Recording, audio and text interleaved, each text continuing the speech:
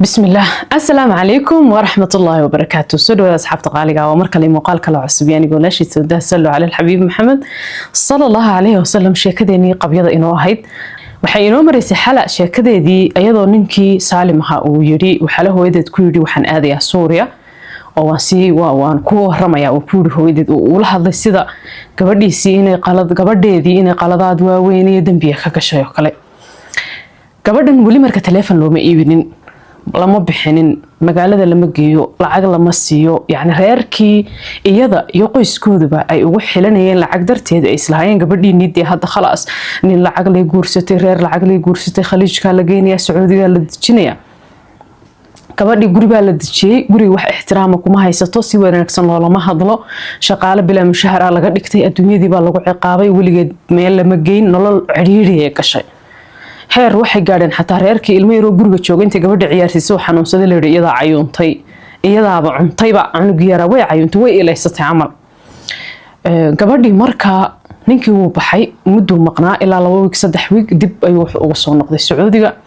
xala waxay tiri markuu soo noqday waji waxaan ku qaabilay farxad leh si fiican baan u soo dhaweeyay si wanaagsan baan u soo dhaweeyay waxaan isku dayay wixii muran iyo dood iyo qayliya dagaalna dhaxmaray oo dhan inaan iska iloobo halkaas oo ku baabao hooyadii waxay igu soo dhibtay tiri marka subag aray iyo macmacaana aan jeclaa iyo waxyaabo fara badan bay igu soo dhibtay oo yani xala hooyadeed way ogeyd in gabadheedu walac tahay oo yar ay leedahay kadib waxay tiri marka uu soo noqday ninkii waxyar mudayr uu joogay maalin labaadkii oo kale bay hooyo soo wacday teleefankii baa la iigu dhibay hooyaday oo ii xanaaqsan canaan waxaad noqotay masaasaan kuu soo koriyay gabadh xun baad noqotay sodohdeed la muranta maamada waayeelka maxaad ka rabtaa maxaad ula murmaysaa mad hadalkeeda maqashid maad ixtiraamtid maamada xanuunsanaysa wada xanuunka qabtay sonkorta qabtaa maxaad u dhibaysaa oo nafta ugu keenaysaa oo la murantaa oo ugu qaylisiisaa oo ugu xanaajisa soo laguma oran maamadaas si fiican ula dhaqan markaasaan idhi tiri maama marka meeshii joogta maamadan haday igu qayliday haday idishay wax walba igu samaysay waa qof waalid waxba kama soo qaadeen meesha waxa joogta gabadh weyn oo ilmo yar haysata oo adduunka igu kadeedo oo gurigana waxa la igala qabanin oo reerkan ma garanayo ma gurigooda yaa uga shaqayn jiray markii hore shaqaale miyaa u joogi jiray markaan anu imid ba shaqaale iska fasaxeen miya yani nooc waxaan ku noolahay baan idhi tiri ciqaab ah hooyaday waxay tiri war buninkan ku soo akhriyay mayadaaba warka iga sugaysaba midda kale reerku waxay tiri waa yar munaafiqiin gabadhi inay guriga joogto ilmo yar haysato garoob ah ninkan la dhalatay ilaa hadda reerkaygu ma oga markaan idhi qofka nafta ii keenay dhibay maaha ninka hooyadii waa walaasha hooyadii way yaabto waxay walaasha maxay ahayd ma idin soo booqasho maxay waa mid guriga joogto meesha degan oo ilmo yar haysata ma walaashi baa guriga joogta inuu hadda ka hor gabadh guursaday wuu qariyay gabadhi inuu joogto wuu qariyay reerku waxay tiri marka waa dadan daacad ahayn oo waxba sheegin hooyadii waxaan u sheegay qofka ii dhibay ee nafta ii keenay inay tahay walaashii oo guriga nala joogta hooyadiina way idhibtaa walaashiina way idhibtaa xataa cunugtiisa yarta ah hawl baan ku qabaa iyo dib iyo maanta inaan ka dabooliga xanaanada geesoo celisoo wad seexi u qabeetimaha oo hagaaji dharka oo hagaaji cuntadan ma rabo waxan ma rabo haday doonto iska ooyisa sab maslax aamusi anigii baaba waxaan galay baan idhi tiri mashruuc anigii xataa xaamilo ah cid ii naxariisanaysa ma jirto hooday waxay tiri marka hadda maadaama uur leedahay guriga hawshiisa waxaad qaban kartidna qabo waxaadan qaban karinaha isku mashquulinin cunug taayarna waa ilmo yar oo saqiirada iyadoo waxa ma kala garanaysa waa ilmaha yar iska kaajecele si fiican u xanaane maamadaasna amarkeeda qaado oo la murmin oo waxay doonto dhan u samee oo haday ku dishay xataa ku disho haday iskooba kula dhacdo xataa hadalku ma soo celin karto hooyaday ma ogeyd in iskooba ila dhacdo maalin walba iyo bakoorad waxay u malaynaysaa yani maamo iska xanaaqsan oo qolkeeda ka soo qaylqaylinayso bay u malaynaysaa gabadhii xalaheed waxay tiri marka gurigiiba sidii u joogay wax ixtiraam haba yaraatee kuma haysto reerkan wax ixtiraam ku haysto iyo wax yani dhaqaale ah iyo waxba ma jiro markaan arkay bay tiri marka ani uurkayga inuu sii weynaanayo 6 bilood markaas aan galayo dadkana ayna ii naxariisanayn ninkaana hadaan la hadlo oo nasiraahada aad la hadashidaan hawshan gurigan ma qaban karo hooyaday walaasha dhibka iga dayn madaxay iga cuneen way i wareeriyeen maba iga warqorayaba oo ima dhageysanayo meeshii wax ixtiraam iyo dhaqaale midna waxba kuma haysto marka waan fikiro waxaan isir dad halkan iska sii joogtid oo halkan ku dhashid yaa ku arxanaya ku caawinaya may aynad gurigooda iska aadaa ninkiiba waxaan isku daybatin inaan idhaahdo waxaan rabaa inaan gurigooda aado guriga hooyada ma waxaad u malaynaysaa yani inuu magaaladan ku yaalo intaad guriga hooyada aad ka soo noqonayso guriga hooyada ma aan wadan kale ku olin Suuriya inuu yahay ma ogid ma waxaan rabaa Suuriya inaan aado wadankayga baa rabaa inaan aado sababtoo meeshan anigu wax dhaqaale ah kuma haysto ixtiraam kuma haysto oo xataa waxay tir qof ila sheekaysanay ma haysto oo qof ma aqaano oo guriga kaba baxo oo guriga markaan joogo gabadh baa joogta gabadhaas inay aflagaadaysi inay imaagtiyo hawlan qabtay inay iga halayso mooyeen xataa dee igama aamusayso maamadu sidoo kale anigiiba waaban isla hadlayba nooc waxay tiri isku buuqaaban dareemay inaan isku buuqsano wax iga qaldan yahay waxaan marka waxaan rabaa inaan anigu wadankaygii aado wuxuu wadankaygii baad aadaysaa Soomaha waa hagaag wax alaaliye waxay tiri alaabtaydii intuu kala qofay iyo meeshan dahabka dhiganayay gabadhan dahab soo iibsatay markay soo tagaysay badan oo 200 iyo wax garaam u noqday dahabkii oo dhan iyo waxay tiri marka boorso yar baan soo qaatay waxaan boorsadan dharkii alaabteeda ku ridanayaa oo waxaan isleeyahay haduu ogolaado inaad baxdid markaad baxaysid isdiyaarinta kule tigid baa la soo goosano tigidka inta waqtigiisa la sugay iyo dhowr bari baan rabaa inaan diyaar garoobo ana raba dhowr bari inaan diyaar garoobo buu igu yiri tiri boorsadan ku rido wixii aad alaab ku ridanaysid soo bax waan baxaynaa mid kale de soo noqonaysid wax dhar badan iyo alaab badan waxba ha qaadanin wax yar baad qaadanaysaa waadna iska tagaysaa waad kibirsan tahay nicmadan aad xajisan la adahay tuuladii xumeedan ka keenay waa inaan kugu celiyaa nicmadan iyo barwaaqadan iyo gurigan lagu keenay iyo wadankan aad xajisan la adahayba guriga hooyaday baan rabaa inaan aado guriga hooyada maxaa kaaga horeey tuulo xuna laga keenay meel xuno miya laga keenay meel barwaaqiyo raaxa iyo nicmo lagu keenay nicmadii baad marka xajisan la adahay waad kibirsan tahay bini aadanku waa lagu yaqaanaaba raaxa iyo nicmo markay ku dhex jiraan ma ba xajistaanba adaha soo cali doono soo ooy doono isoo celiya dhihi doono raaxadu xageey taala guriga hooyada ixtiraam baan ku haystay waxbaan baranayay shaqada hadaan qabanay waa la ila qabanay hooyadii baa ila qabanaysa walaashii baa ila qabanaysa cidi ima caayin cidi ima dilaynin hawl iga tan badan oo madax xanuun iyo dhabar xanuun waa ma qabanaynin nin si alaale si uu dhaqmay aan la fahmayn oo guriga ka maqnaanayo dad doona soo dhaxay oo markuu joogo computerkiisa 9 kaba ku mashquulsanaanayo oo hadaan la hadal fiican aan igu la hadlin meeshan waa baan ku ala rabaa isla hadal iyo stress baaba igu dilay xagay taala nicmada iyo raaxadu ma gurigiina raaxata laaban ku dhibay raaxamiya meeshan mise waa jahanaba inta diga soo kaxsi guriga hooyada taximay dhex istaagsan marka sadada raaxada xajisan la adahay waxay tirwaan istagaalin wuxuu maana jaximo ku dhex istaajiya la maxad kibirsan tahay waa markan qof xuno mustawahayga hayno xuno baadiye joogo tuulo jooga anigu aan isku soo dhisan gurigeygii keenay baad saa ila hadlaysaa Soomaa waa ku kaxaynaya guriga hooyada baan ku geenayaa soo baxadaabad baxaysaa maanta aad baxaysaa waxaan isla habitay marka maalin hore tigidkii ku soo jaray marka tir guriga hooyadii ma raba haye waayahay waxaan damcay alaabteedii inaan aruursado iyo dahabkaygii alaabteedii waxay tir dahabkii meeshii aan dhigtay dhigan jiray kabadhka dhaxdiisa ahayd ma bayaalo dahabkaygii aaway baan ku oray marka suuri dahabkooda waa lagu sii haynaya marka soo noqoto baa lagu siin waxaad rabtaa inaad qaadatid soo anigu ma lihi wuxuu yiraahdaa iska leh laakiin waa lagu sii haynaya waxay tir waan xanaaqay waan qeylqeyliyay waxaan iri dahabkaygii isii ana iska leh markii dambe wuxuu lagu ma siinayo dahabad ila timid adigu markaan ku guursaday ma dahabad wadatay dahabka lacagteedii anagu aan ku siinay soo kuma aadan iibsanin ma qaadanaysid hadaad soo noqoto marka soo noqotaa lagu siin hadaadan soo noqonaynina aday ku taalaad laakiin wax dahab lagu siinay ama jirta ma walaal dahabkaygii isii may kuma siinayo boorseer baan waxay tir soo qaatay dhar iyo alaab iyo wax inaan ku ritaan damcay xanaaqii waxay tir dhowr shay oo maryahaygii hore iyo dharkaygii hore iyo shoobingeedaydii hore aan ku soo ritay waxoodii oo dhan anaba ku xanaaqsan oo iskaga soo tagay waan soo baxay gaarigiisii buu igu soo qaaday sadmadii cimriga wayba ii dambaysaa ninkii siduu ii soo waday basaska Urdun aadaya meeshay ka baxaan unbuuba istaajiyo wuxuu yiri waad baxaysaa nin unbuuba igu wareejiyo wuxuu gabadha ka xayo Urdun marka tagtaana bas ku wareeji war miyaad waalan tahay xaamilaan ahay ma intaan gaari Sacuudiga ka raacaan Suuriya ku tagi karaya maxaa kaasiya miyaad waalan tahay tigidh ii soo jartay oo kala diyaarad saar wuxuu ma hayo lacagan diyaarad kugu saar ma hayo soo guriga hooyada ma rabtid socodee bas ka raaca Urdun marka aadna Suuriya si aad warmay guriga igu celi tigidhi ii soo jar diyaarad baan rabaa inaan raaco may hayo waan iska joogaya marka anoo xaamila wadan intaan ka safro oo wadan sii maro wadan kale ma aadi karay wuxuu ma soo noqonaysid kuma soo noqonaysid guriga hooyadii baan rabaa inaan aado wadankayga baan rabaa inaan aado Soomaaliya lahayn ee aad wakaas guriga hooyada wadankaagii aad dadka soo noqo hadaad rabtid inaad cimrigaaga inta ka dhiman soo noqonin aniga waxaan sirba reerkan intaad ku noqon lahayd ee dhiikar kugu ridi lahaayeen saad u fikiraysa habeen iyo maalin fikirkooda ma bakartide ilmahan caloosha ku jira soo dhaca haduu markay ku dilayeen baa soo dhicin haba soo dhaca haduu doono isagay u taala iska raac gaadhigi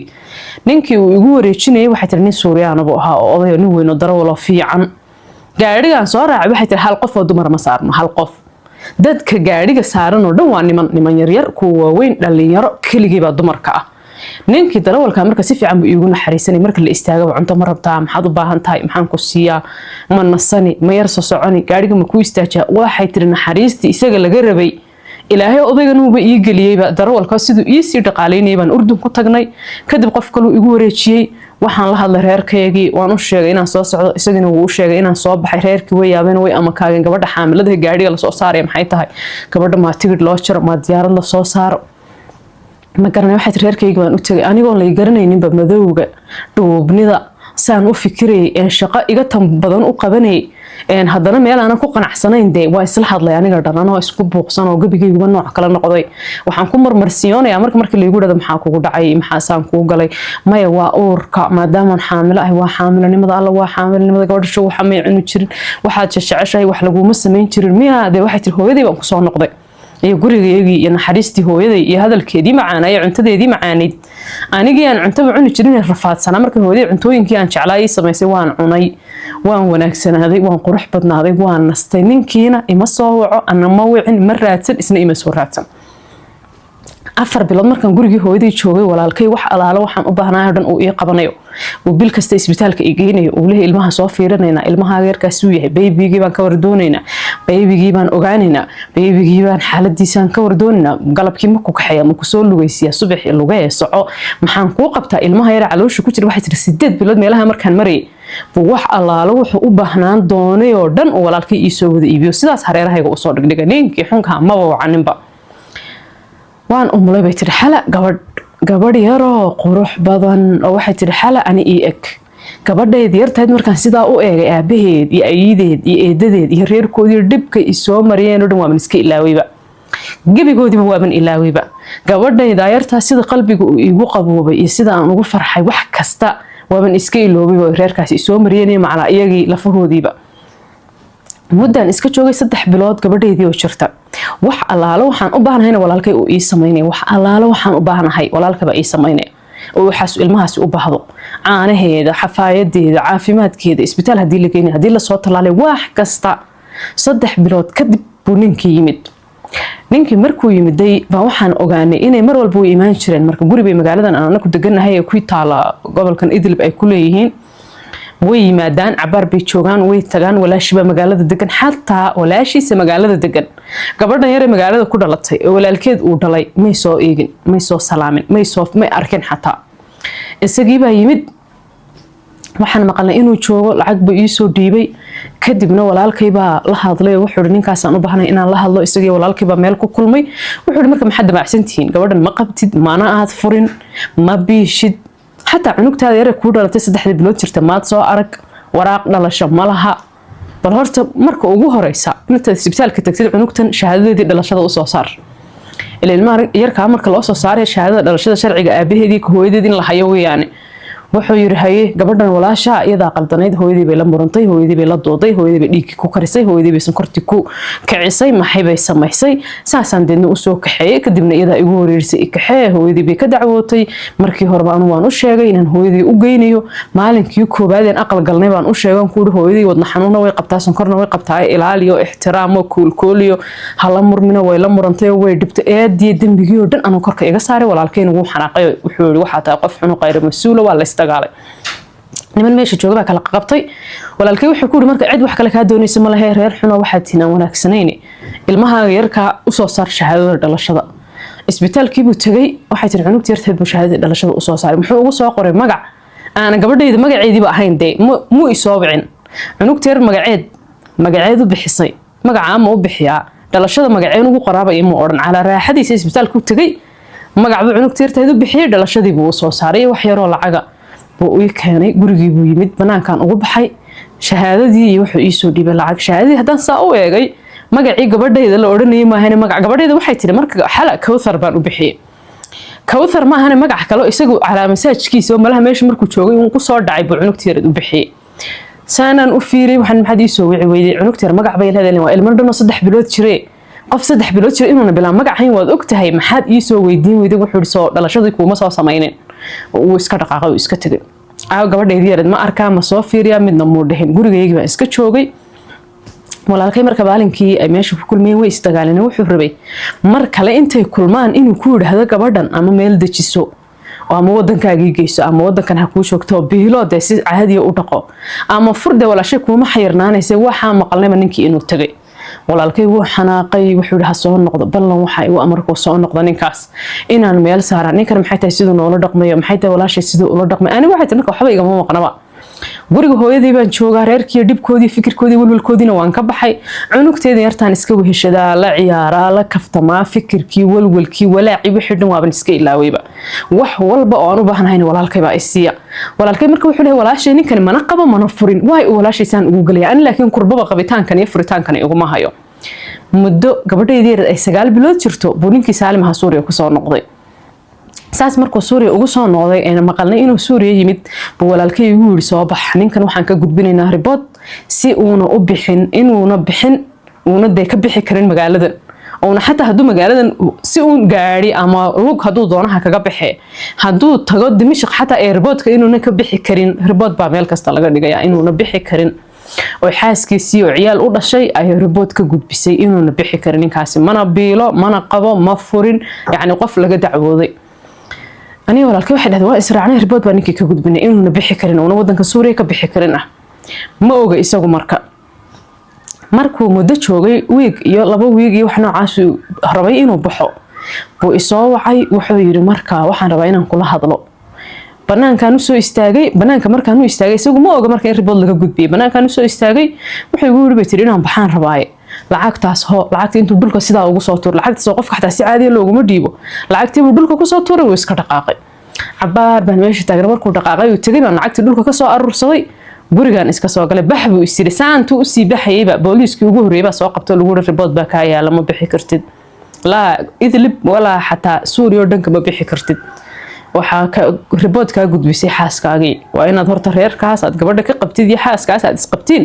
soo kala dhamaataan oo soo heshiisaan way soo wacay isagoo saas oo karkareed xalamo waxaas inaga dhaxeeyay maanadi dacweysay miyaadan bini aadan ahayn soo gabadhaada yarta aabaheed ma ihi ma gabadhaada aabaheed bad report ka gudbinaysaa oo dacweynaysaa sharaf ma lihid maxaad sharafta iiga xayuubinaysaa gabadhee waa gabadheera 9 bilood jirtuuna waligii arkinba تلفونكي بان ku jarabay tir marka hadal iyo dood uma baahnay walaalkayba wuxuu igu yiri ninkaas markuu kula soo hadlo is arkay inuu magaalada ka bixi karin markuu kula soo hadla hada iyaaki xalay hadad ninka la hadashid oo intaad u beerjilcid aad report-ka ka qaadid wallahi kawban ka siinaya markuu ogaado in ninkan la report gareeyo magaalada ka bixi karin waa inuu aniga ila soo xiriira markaas waa inuu iga soo garbaxa ama waxaan leeyahay ninkan walaashay ha qabo oo meel ha dajisto oo ha biilo ama de ha furo markaas uu man qaadaya report-ka إلا أني walaalkay baa isku ogeyn marka ninkan aan u beerjileecina gabigiisba teleefankii baan ku damiyay walaalkay buu wacay isaga dadkiisii iyo wax reeraa walaalkay soo wacay waxa la marka nin baad naga dacweyseen ninkan shaqo leeyahay shaqadiisii buu ka daahaya kambanigu u shaqeyn jiray maxay baa fasaxi baa ka dhamaaday de report-ka ka qaado walaalkay wuxuu kama qaadayo report-ka maxaan uga qaadaya gabadh buu naga qabaa ninkani cunug yar baa u joogta guriga 9 bilood jirta 9 bilood gabadhiisa yarta ana beela iyo xaaskiisa gabadhan xaaskiisa iyo gabadhan yar uu dhalay حق بيشو ميل هدجستو سيد دي بني آدم كوريرهودا u dhaqdaan ha u dhaqdo hadii kale ha furo gabadhan wala shay mid yar oo isagu dhalayna ha biisho mas'uuliyadeeda hal wareego waxa la markay isaga la weydiin ma jirtaa arintaas ha way jirtaa gabadhan waa caasiyad igama amar qaadato waxa igu tiri igee wadankaygii qasab guriga hooyadeed ku soo aaday hooyadeed bay dhibtay walaashay bay la murantay hooyadeed bay saan ku tiri walaashay waxa lagu yiri hooyaday walaashay u kaadi horto adu gabadha maada qaba oo xaaskaagii ma tahay ما بيلتا ما يدق بدن واحد أما أنا هو إذا ولا شيء ما قرنا هنا قب أو سي ونكسن بيلو ميل دتشيسو أما وين فرتها كدبنا مركز أظهر كن كلا بحدا أنا بتكبي حكر تابع لودن كهديك لك ما بيحكر سوريا وحول بهذا تسميسد وحقوق قصبنا هذا مركز ولا كأنه بربريو وسي ونكسن ولا حلا وجورجي يمادو وأنيجي يمادو وأنيجي بربريو وعنق تيدي أرتاد بان أركي وعنق سجال بلوت ترتيا ويرادو عنق تيدي بان أركي وهويدي بريو يرهدو إجلا هذا حالي ولا الكيد رباط كهيجا قاضعني كمبني بان كشقيا فصح هدو iga dhamaado on meesha tagi waayo waxa laga yaabaa shaqadeyda inaan saa ku waayo dib baa isoo gaaray maxay baa isoo gaaray igala hadal wiilkaaga aniga walaalkayba isla hadalna iyo hooyaday waxay tiri ninkan inta report ka qaadaan wax kasta wuxuu haddaan saxaya markaan sidaa u tago wadankaygiina gabadhan guri baan u diyaarinayaa wax walba markaan u diyaariyo lacag baan u soo dirayaa iyadiyo gabadhayda yarba markaas iga daba imanayaan markaas aan Sacuudiga dejinaya markaas ay si sharaf leh u deganaanayaan de haraale ahaadaan buu nasasabay hooya tiri marka ninka report ka qaado haba markuu xagga tago haduu sidii la yaqaan yeeli waayo gabadhan iyo gabadheeda yar intuu lacag u soo diro laga daba diri waayo wuxuu iga soo daba diray xaaska iyo cunugteeda haduu ballanta ka baxo mar kale uu soo noqdaan qabanaynaa sidii baa ninka report laga qaaday ninka report markii laga qaaday sidoo noogu soo noqon hooyaday u bariyay hooya anakina la hadashay report baan ka qaadnay wuu baxay ninkii markuu tagay ninkii waxa sababa kana shukaansi ugu soo bilaabay xalaa waan ku jecelahay xalaa waan ku xiisay subaxii way soo wacay duhurkii 3 saacadood kadib 4 saacadood kadib gabadheedii yareed ka waran adiga gabadheedaba waan idin xiisay waa gabadha yar ee 9 bilood iyadoo jirta uu arkayo xalay waxay tiri marka doqonimadeeda ani markaas qalad weyn baan galay ninkii waan aaminay waxaan ku yiraahday waan soo safraya wuxuu soo safar soo bax hayo waan soo baxay waan isdiyaariyay walaalkay baa loo sheegay walaalkay wuxuu yiri anigu xaaskaaga kaamana furayo fur qolaashii qasab ku furno kumalihi kaliya waxaan rabaa in gabadha inaad si sharaf leh u dhaqatid hadaad dhaqanaysid hadda lagu soo diray kuma diidayo sidii baa aniga gabadhayda yartaad waxay tiri aan bixinteedii lagu bilaabay markaan soo baxayo inaan baxo yani beri dambaan baxaya aan lahayn isdiyaariyay ee hooyaday macmacaan ii samaysay ee wax kasta intay ii diyaarisay waxay tiri markaas wadanka Suuriya dagaal baa ku bilaabmay waa bilowgii dagaalka waxay tiri marka la cabsanayo oo yani laakiin isma lahayn dagaalku intaasoo sano soconaya iyo intaasoo bini aadana dhimanaysa intaasoo bini aadana wadanka ka qaxaysa isma lahayn fawda wadanka ka dhacday waa la iska heshiin doonay waxba la isla laakiin waxay tiri marka dagaalku uu nagu bilaabmayba oo dagaalkii intuu bilaabmay cabsi daran la dareemayo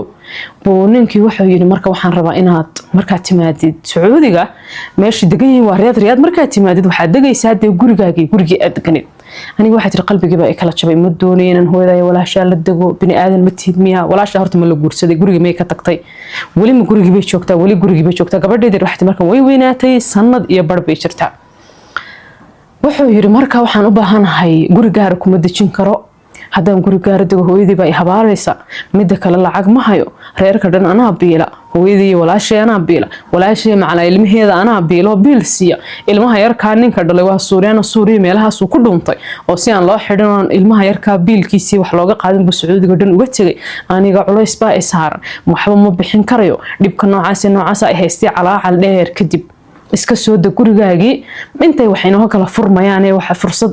aan ka helaynay dhaqaale fiican wax ka helayno markaad guriga timaadidna waxaan ballan qaadaya hadda ana ka celni hooyaday walaashay meel baan ka saaraya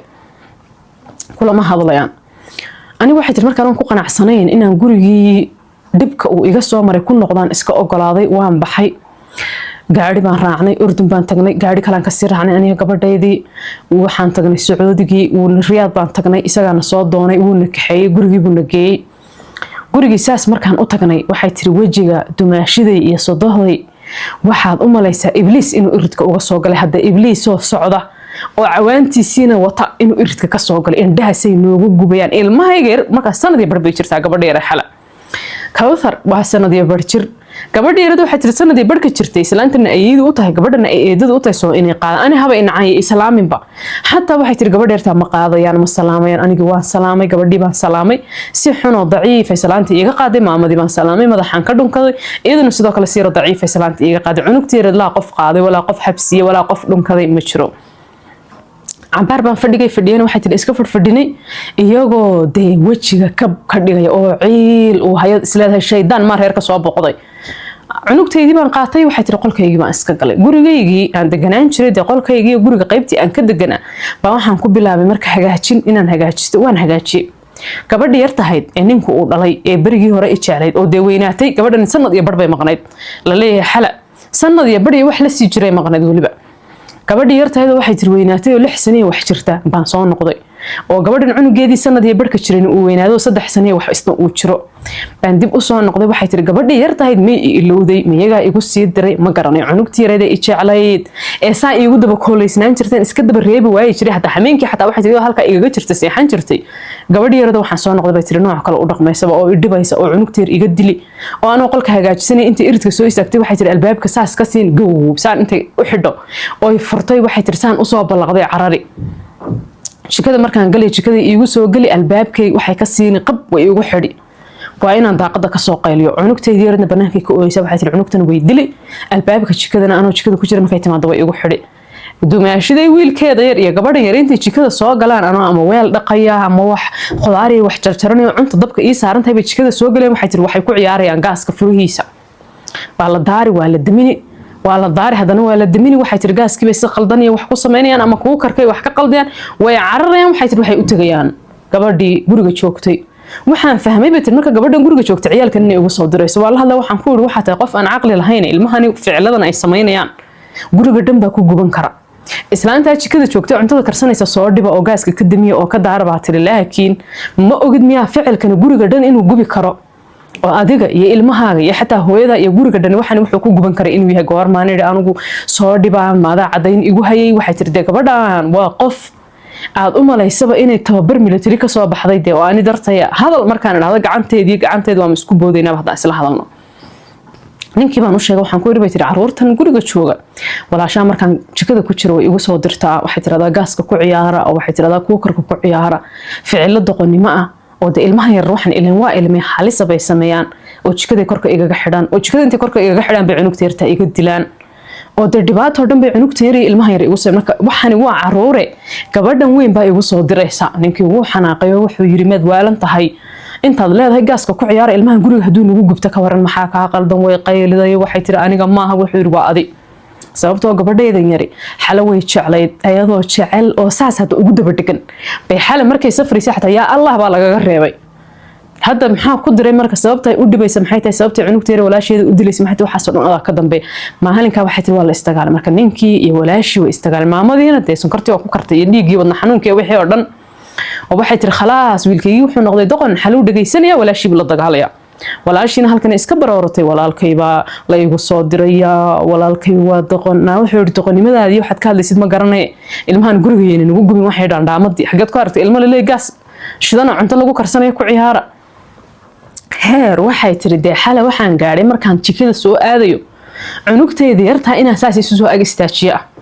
oo waxay ilmuhu ku ciyaaraan oo dhan intaan soo qaadan jikada dhulkeeda u dhigo dhulka nadiifiyo inaan idhaahdo halkan fadhiiso aniguna halkan cuntada ku karsado anoo cunugteedii isha ku haya haddii kale caruurtaas aad dilaya caruurtii yaryarada guriga joogtan waxay tiri gabadhii ii soo adeegsanay gaaska ka damiya albaabka korka kaga soo xidha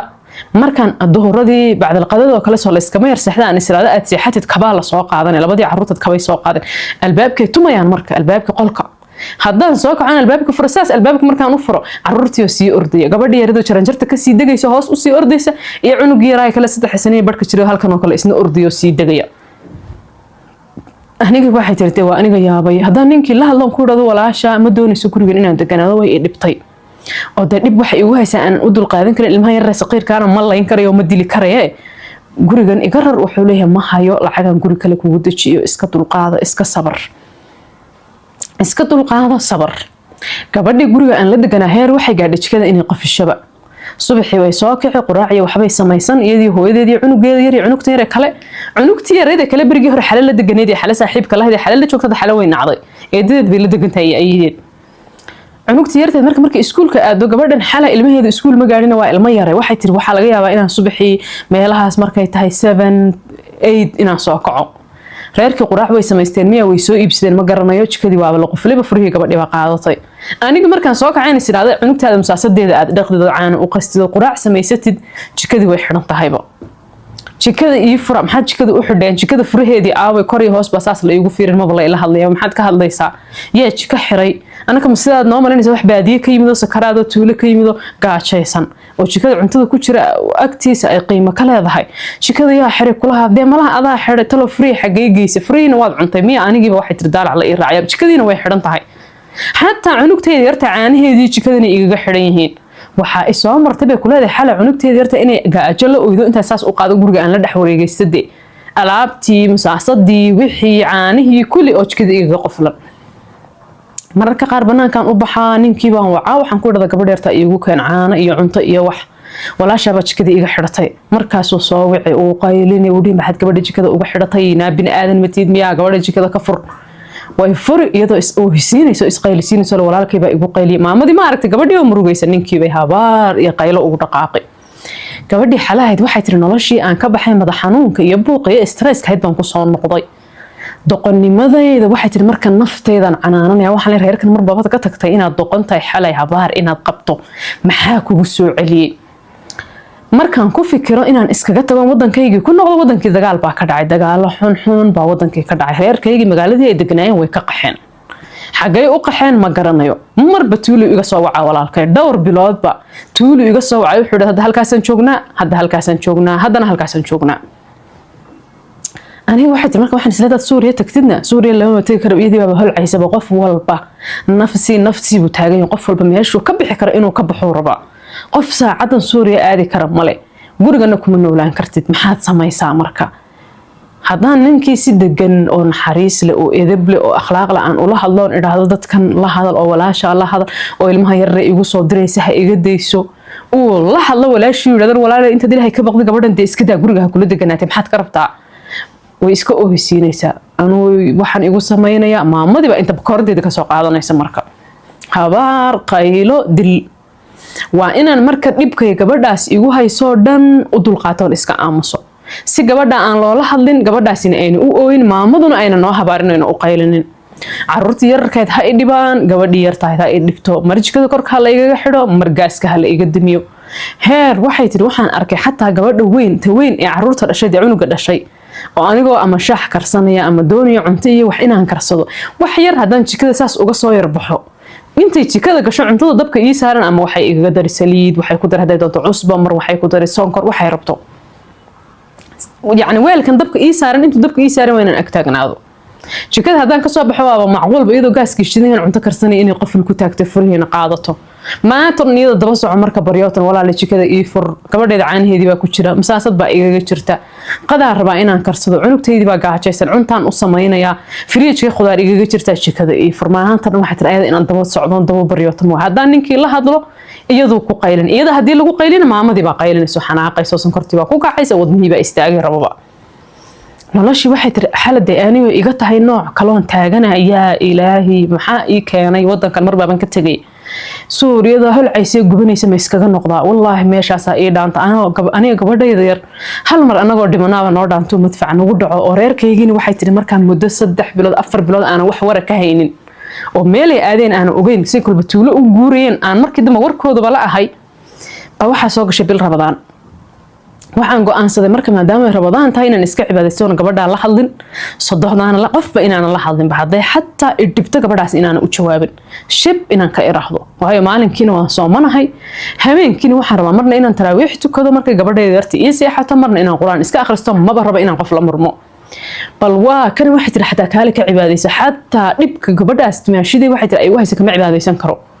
mara salaad baan lahaa bay dhahay xala aan ku tukan jiray mara salaadeedii waan waaye maradii baan guriga ka raadiyay nag waan waaye maradii qolka fadhiga ee loogu talagalay dadkoo dhan inay yimaadaan ma imaado TV ma daawado haddaan saas u soo fadhiisto qolka fadhiga iyadaa soo fadhiisan oo ama telefoon ku hadlaysa ama hooyadeed la hadlaysa aniyada waxay kula telefoon ku hadlaysa walaalaheed may la hadashaa kuwii Suuriya joog kuwa kala walaalaheeda Sacuudiga degan asxaabteeda may la hadashaa telefoon been may dirsataa ma garanay halkan ay soo fadhiisani waxay qabsanay telefoon ayadoo kor u hadlayso iskay maqashiinaysa aflagaado baasha xuntada reer baadiyahayd wixii xumida miyiga laga keenay walaalkayba igu dirtay saanay tiri ma ogtahay waxay samaysay ma ogtahay qof ku hortaagan oo la xamanaya adigu waligaa ma aragtay waxay tiri marka waxaan go'aan ku gaaray qolka fadhiga inaan fadhiisanin boqolkayga un baan ku jiraa markaan qolkayga ka soo baxay jikadaan imaadaa cuntaan samaystaa qolkaygaan ku noqdaa mara salaadeedii baan waayay waxay tiri mara salaadii intaan waayay baan khalaas waa iskaga samro waxaan go'aansaday mid kale inaan iska soo gato taawaaban waayay ma garanay meelay aaday waxaan ku riyooday bay dhahdeen marka xal habeenkii mara salaadaydii iyadoo xidhan gabadhii dimaashiday ahayd oo jikada ku jirta oo cunto karsanaysa oo gaaskii uu ku qarxay oo wajiga dhan ay ka gubatay oo leedahay yani waxa gaaska si qaldan u xidhay oo si qaldan u furtay si markaan anigu jikada soo galo uu igu qarxo waxaanoo dhib ah ka dambeysay xala oo anigi waxay tiri la iqabsaday oo la xidhay oo la ii haysto aanu si ula kaca inaan gaaskan wax uga haleeyay si uu gabadhan ugu qarxo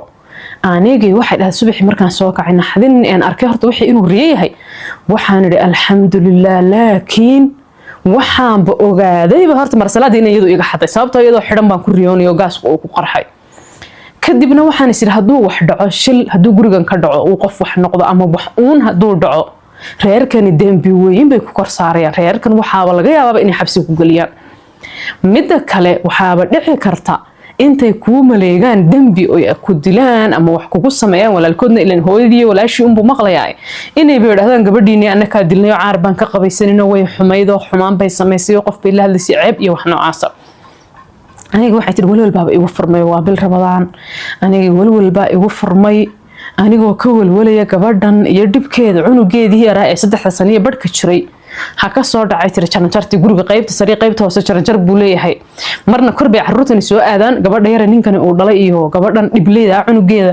marna hoos bay aadaan xalay albaabka ku garaacaan qolkeeda kaba ku turturaan iskoobayaasha guriga yaalo dhan bay ku turturaan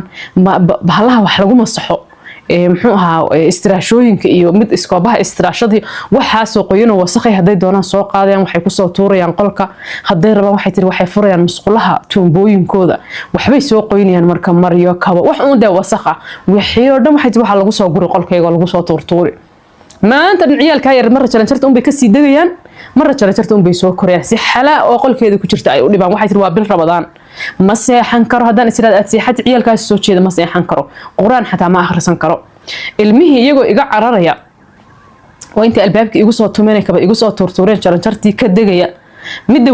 weynta marka 6 sano waxbay jirtay orod bay jaranjartii kaga dagtay cunugii yar ha ku fajaranjartii ha ka soo dhaco gacanta ha ka jabo meelahan wajigana jug ha ka soo gaadho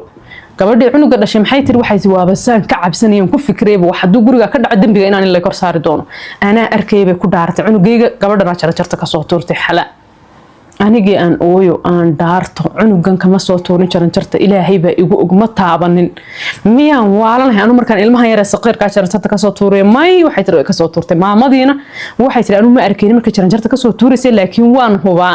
iyadu inay jaranjarta ka soo riday gabadhii yartaydna waxay tiri iyada ka soo riday gabadhii weyneedna waxay tiri iyada ka soo riday ninkii wuxuu galay marka maslaxo xaaskayga hayga dacweynina ha xidhina hadaad xidhaan gabadheedii yar baa dayacmaysa iska cafiya ilaahay ka cabsada cunug yar isbitaal baa la geeyay anigii waxay tiri daciil bay naftu iga baxaysaa anu qof weyn baan ilmo yar 3 sano jir markaan jaranjar ka tuuray miyaan waalanahay waad waalan tahay munaafaqad baa tahay xaasidad baa tahay hadda ka horna waad ilaysatay cunug yar waa cunugiinta ciyaarsiisay lahaa waad ilaysatay waxay tiri waxa la igu shalciyay marka cunug yarka saqiirka jaranjarta ka soo dhacay isagoo ani iga cararaya inta iyagu igu soo direen dheenkaba ku soo turturo qolkeeda ka wasakhayn aan jaranjarta ka soo riday markaasaan waxaan gaadhay bay tiri marka go'aan xilliga waxay tiri reerkayga meel kuma ogeyn wadankii oo dhan dagaalaha ka dhacay reerkaygii dhowr jeer bay meel kala duwan iga la soo hadleen waan qaxnay halkaasaan degnay bay idhaheen markan waxay tiri marka bisha Ramadaanka lagu jiray saa'id la ii dhibayo ee marada salaada la iga xaday ee cunug yar la igu nabayo ma joogan reerkaygii ma garanay meel ay aadeen dhinac reerkaygii baan ka walwalsan waxa isla talo reerkiini moobiya ku dhacay mee dhinteen talo mabaadi iyo meelaan telefoon lahayn bay u qaxeen talo wadanka miyay ka qaxeen ama wadamo kale aad reerkaygii baan ka walwalayaa reerkan iyo dhibka ay igu hayaan waan ka walwalayaa xaagna waxaan isla bal iska sabro iska dulqaado cidna hala murmin waa bil Ramadaan iska cibaadada xataa lama cibaadaysan kare dhahday hatta xaraam bay ka tahay cibaado gurigan adoo ku nool linkii waxay tiri marka sida inuu aamino kala warkii la sheegay buu wuxuu ila yimid basheeka ah ilmaha yarmaada jaranjarta ka riday mise maxaa jira bal runta ii sheeg waan u dhaartay waan u ooyay kitaab quraan aan ku dhaaranayaa baan ilmaha xataa dad qancaysid waan saas gacanta aan kuugu saaraya ilmaha inaana taabanin oo xataa hadal xun aan dhihin ani iga cararayeen qolkayga albaabkay tumeen way carareen way soo noqdeen albaabkay tumeen kaba igu soo tursureen way carareen cararkii ay cararayeen bay jaranjarta ka dhaceen anigu ilmaha yarka saqiirka ma taabanin waxay tiri marka anigoo karahaday gurigii baan waxaan go'aan ku gaaray gurigan laguma cibaadaysan karo lamana joogi karo lacalla haduu qof dhintana dambigiisa adaa lagu kor saari Soomaa haduu wax dhaco haduu gaas qarxo haduu qof jaranjar ka soo dhaco wixii dhaco dhan marka de Ilaahay baa irsaaqada haya magaalada iska galba ninkaaga markuu maanta yimaado waxaan go'aansaday bay tiri xilli galaba dharkaygii intaan boorsadayda ku soo gurtay oo dharkii cunugteeda boorso ku soo gurtay man albaabka agtiisa sii dhigtay albaabka laga baxo agtiisa waxaan go'aansaday saa markuu soo galanaan dhaho gurigan iga raxageen ku geeyaa ma aqaan meel aad igeysa hadaad haynin oo guri ii karin karin oo laan adaa iqaba odagayga mas'uuliyadeyda aad qaadi karin waa inaad igeysaa masaajid agti masaajidaha agtoodan fadhiisan waan tuugsan aniga cunugteeda dadka masjidka ka soo baxay ha nagu sadaqaystaan waxaana lagu sadaqaystaan ku noolaanayna maalinkiina banaankaan seexanayna jidadka masjidka dhexdiisa masjidka banaankiisa meeshaan doono laakiin gurigan kuma noolaan karo sababta dulqaadkii baa iga dhamaaday ma xamili karo meeshan inaan ku noolaado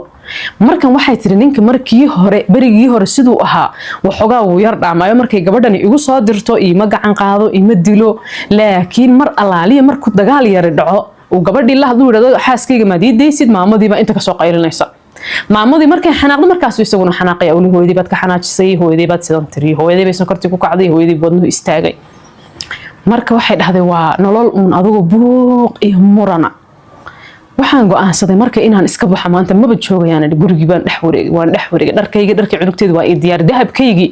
xala waxay tiri 1 gram kama haysto Suuriya markay aadaysay sidii looga qaaday way markay soo noqotay waxa lagu yiri dahabkii halkan ma yaalo lacagta iyo sharciyada guriga iyo dahabka iyo reerka hantidooda meel baa la dhigaa bangi ah meeshii baa dahabkii lagu xareey dahabkaagi ma yaalo waa kala lagu soo bixin doona dhowr bilood markaan joogo waxaan dhahaa tir dahabkaygi xataa nus ii keen aan xidho waan u baahnahay inaan xidhay waa lagu keeni doona waxa la go'aansaday gabadha dahabka in laga qaato dib loogu soo celin waxay tir dahabkaygi dib la iigu soo celin ninkii wuu yimid boorsooyinkaygi iridka yaala wuxuu yiri marka maxaa dhacay boorsooyinkan yaale aniga gabadheedii marka waxay tir diyaar baabanahay saas markuu guriga u soo galay baan idin ka xameel masjid nagi